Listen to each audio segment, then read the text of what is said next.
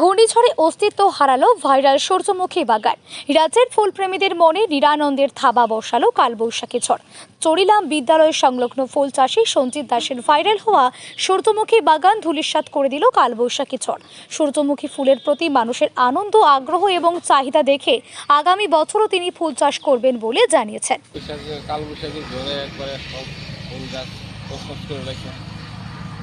ফুল ফুটেও যেতেছে, গাছও মরে যেতেছে। এখন তো বাগান করছিলাম, মোটামুটি মানুষের আনন্দ পাইছে ভালোই। এখন তো এই আনন্দ শেষ, তো ক্ষতি হইল। আপনারও ক্ষতি হয়েছে না?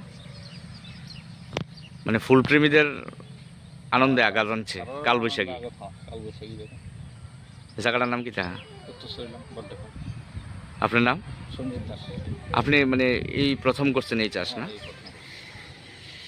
তো এখন তো দানা টানার কিছু হইতো না, যেহেতু পৌঁছে দিতেছে, জল পড়তেছে। তাইলে আপনি যে যা খরচ হয়েছে তা তো আইতো না।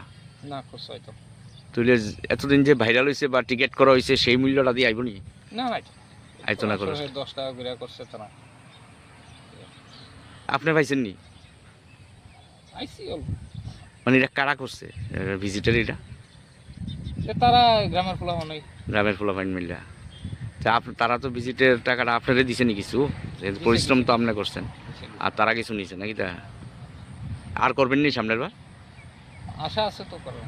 মানে এবারের ভাই মানে ইগায় না,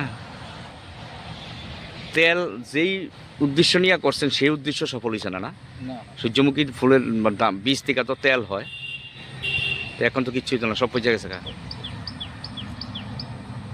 এখন আর আয়েনি মানুষ তো আইয়ে দেখতে জায়গা